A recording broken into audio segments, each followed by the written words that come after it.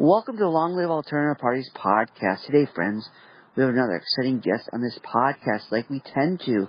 His name is Pat Dixon, and he is with one of our favorite parties, the Libertarian Party, and he's running for governor of Texas. So welcome to the podcast, Pat. Well, thank you very much, Andrew. I appreciate the opportunity very much. Sure thing. We're looking forward to hearing what you have to say. So if we could get started by you kindly giving us an introduction to yourself, a brief biographical sketch. Sure. So I'll start by saying the most important thing. My website is patdixon.org, patdixon.org. So if I don't accomplish anything else, I hope people remember my website. But my background is that I spent 10 years as state chair of the Libertarian Party of Texas. Oh. And during that period, I ran for elected office and got elected twice to city council here in the city that I live in, which is Lago Vista, Texas. So I do have experience serving in elected office. Also, during the course of that 10-year period, I spent a lot of time in the state capitol working on policy with legislators in the state capitol, because we always face these threats in the election code, people trying to remove the Libertarian Party from the ballot. So I have experience working with the legislature. So those 10 years that I spent, I had a lot of experience doing the kind of work that would prepare me for the position of governor of Texas. Now, of course, nobody knows what it's like to be governor of Texas until you are, right? Good point. Yes, sir. Greg Abbott didn't know, Rick Perry didn't know, Ann Richards didn't know until they were. So, but I'm offering my qualifications as somebody who I believe can serve the position. Great. I'm doing this in Austin, and that's a stone's throw away from where you're at. Right, yeah, so effectively I'm in the Austin area. Yes. So Lago Vista is just outside, so I'm always going into Austin anyway. So for all practical purposes, since 1997, I've been in the capital of Texas. Yes, yeah, your area is very beautiful. So what led you to the Libertarian Party in the first place? Well, there's a long story, but I'll try to keep it concise. I wrote a book called Primary Screen Out that talks about that, but the real answer is when I was in college, I was studying engineering. I had no interest in anything political, but the university required you to have a liberal arts degree, so I took a course in philosophy. Oh. And the professor of the course at one point suggested that I sounded like a libertarian, and I didn't know what that meant. So I read the book by John Hospers called Libertarianism, and I don't think I ever read a book as quickly as I read that book. From the first page to the last page, I just breezed through that book, and on the last page, it said, call 1-800-ELECT-US, and I joined the Libertarian Party. Oh, that's a good story. That's awesome. I'm glad you found your place in this world. I certainly did. Great. So Texas we're our own state, yet what we do factors into what the nation does at large.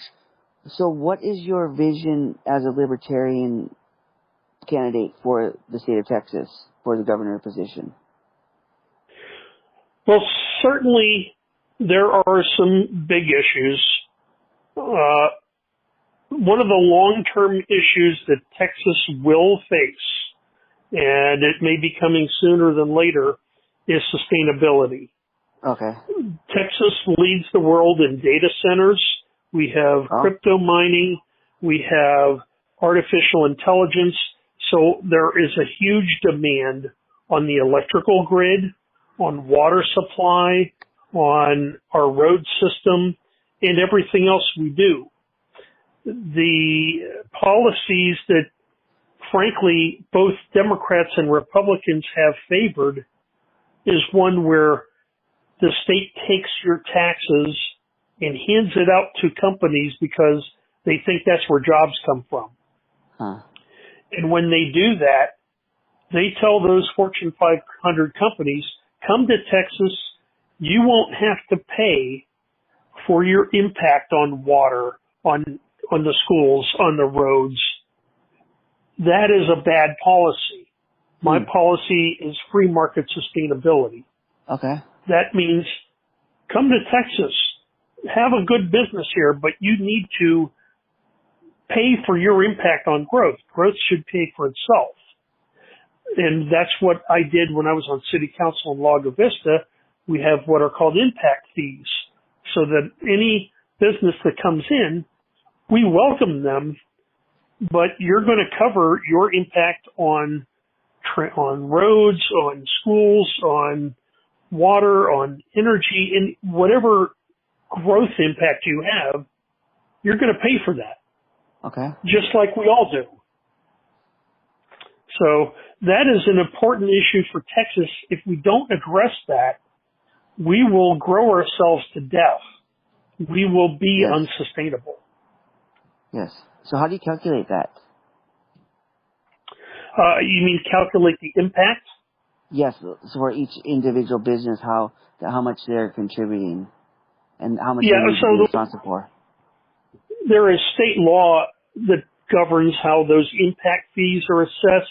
You have to have a professional engineer do a study, and most of it tends to be towards water. And for example, if you're a developer and you're going to put in an apartment complex for what are called 1,000 living unit equivalents, you know, 1,000 apartment occupancy, the engineering study will determine what the cost of each living unit equivalency will be. And you can calculate that based on average water use per family and other things. So that's one way, but I would want it to be a more comprehensive approach because you need to consider everything. You need to consider emergency services. If the population grows, there's going to be more demand for that as well. So everything that growth impacts should be covered by whoever is causing that growth. It shouldn't be the existing residents paying for growth. Sure. Makes sense. So what other issues are on your agenda, are in your platform? One of the more immediate ones is the case of Robert Robertson. I don't know if you know who he is. No, part of my but he is a man who has been on death row since 2002. Oh. He's accused of shaking his child to death. Okay. But it is almost universally accepted that case is not, he's not guilty of murder. And so he's been on death row for a very long time. Even the arresting officer is asking for his exoneration. Wow. In Texas, the governor of Texas cannot issue a pardon. Oh, they can. But the governor can go to a board of pardons. We have a state board of pardons. The governor can say, I want you to investigate or exonerate. And I can tell you that's something I would do.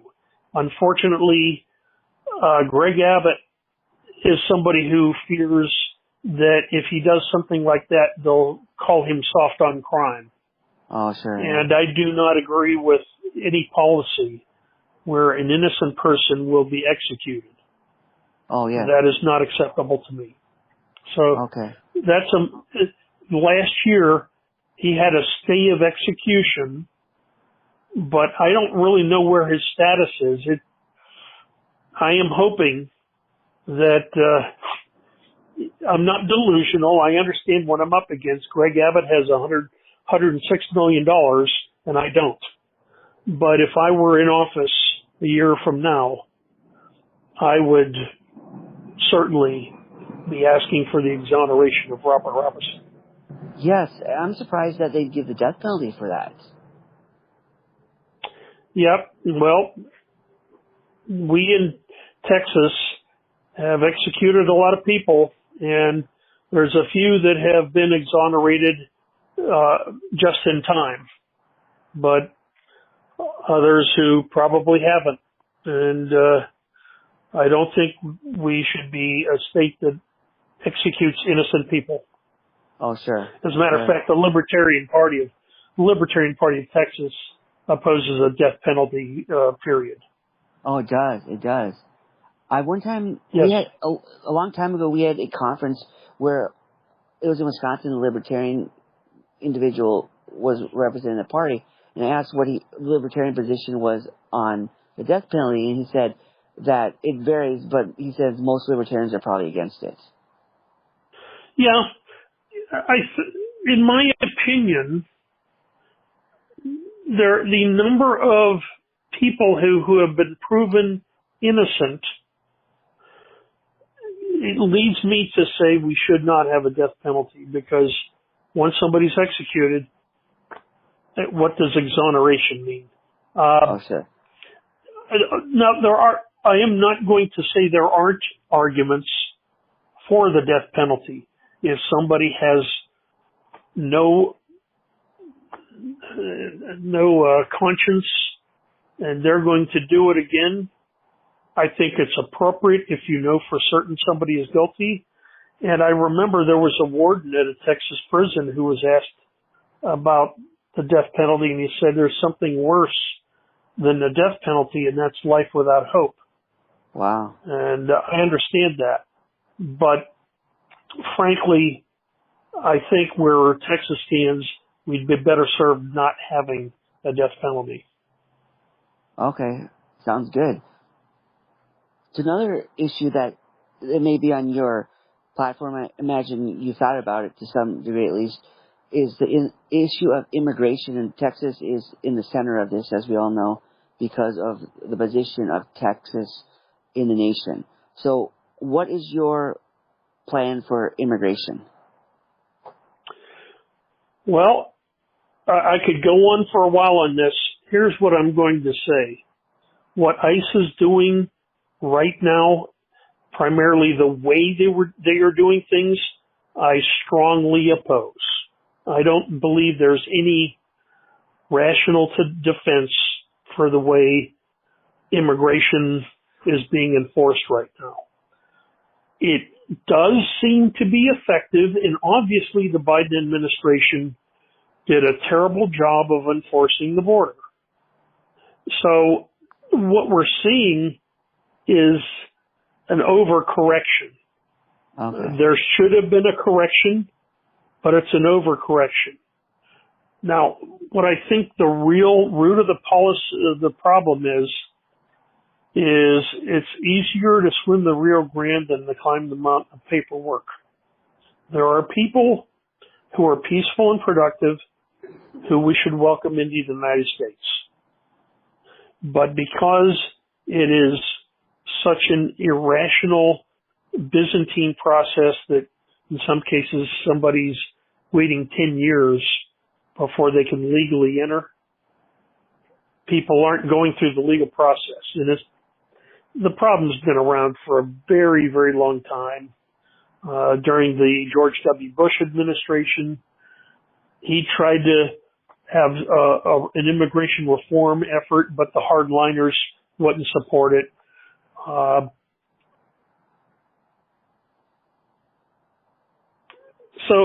But I do not support what immigration enforcement is right now.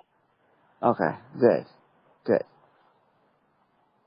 Okay, so that's a good answer that gives us understanding of your plan for immigration. Is there any other issues on your agenda, on your platform? Well, I think there are one issue that's come up. For some reason, Greg Abbott thinks that the Council of Arab Islamic Relations is a terrorist organization.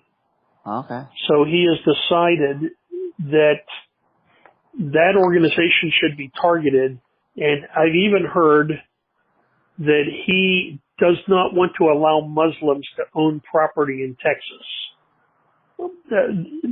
I'm hearing Islamophobia, and that is way over the line. Of course, if there is a terrorist organization or if there are terrorists in Texas, show the evidence, put them in jail.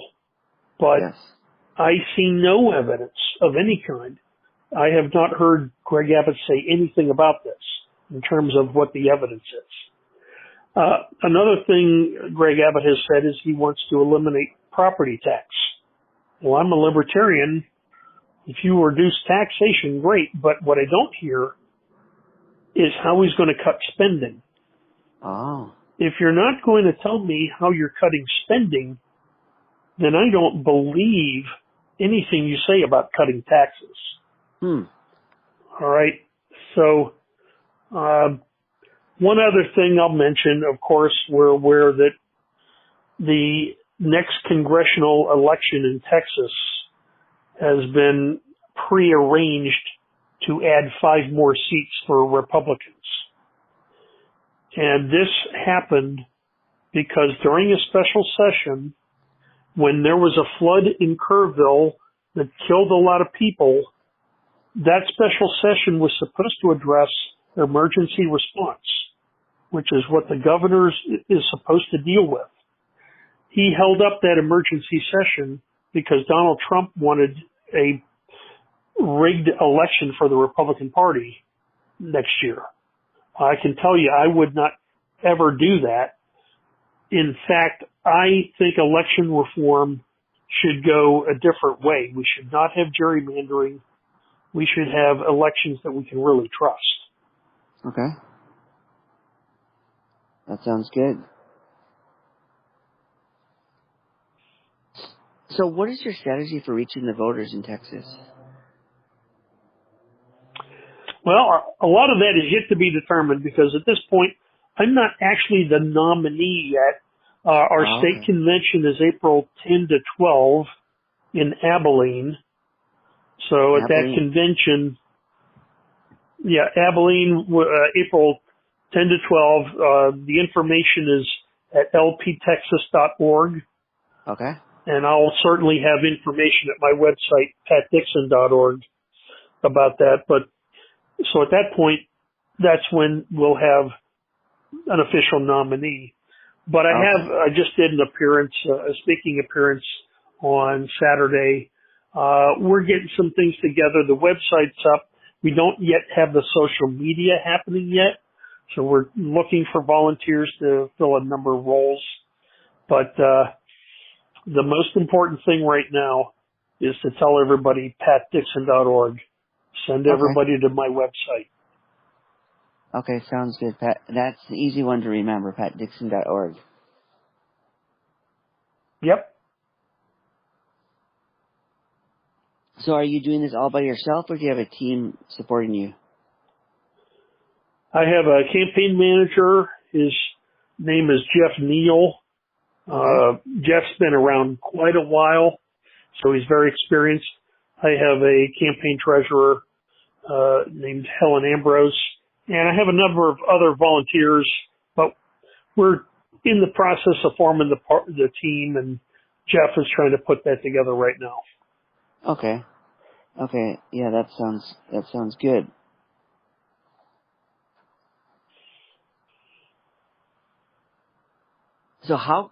So the best way our audience can support your campaign is what you've been saying the whole time along, is to visit patdixon.org. How about your book? Would you like people to get your book too? Oh, well, if you go to my website, you'll see about my book. So I actually have 2 books. One is Primary Screen Out, which is about my 10-year experience as the state chair in Texas, my experience serving in elected office and working with the legislature. I have another book called Leading Like a Libertarian. And that's a smaller book, and it's about what I think leadership is. Okay. The governor of Texas is a leadership position. Interesting, the governor of Texas is one of the weakest governors in the United States because most of the statewide executive responsibility is elected. We have an elected agriculture commissioner. We have an elected state land commissioner. Our judges are elected.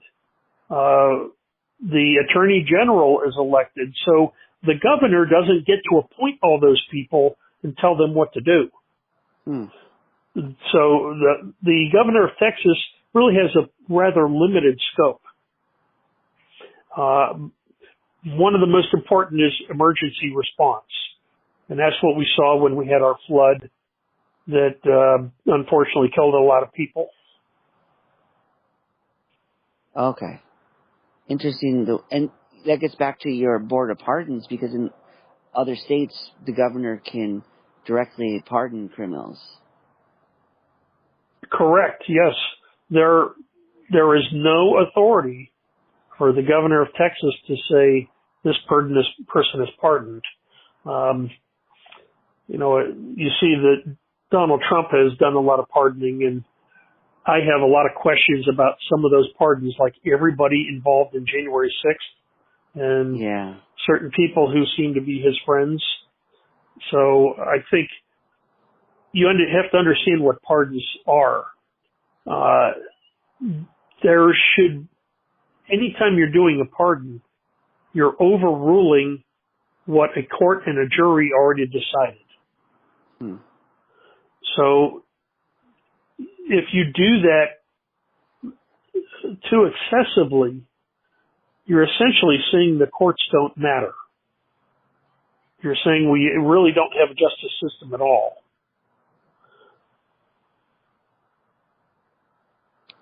Interesting way to put it.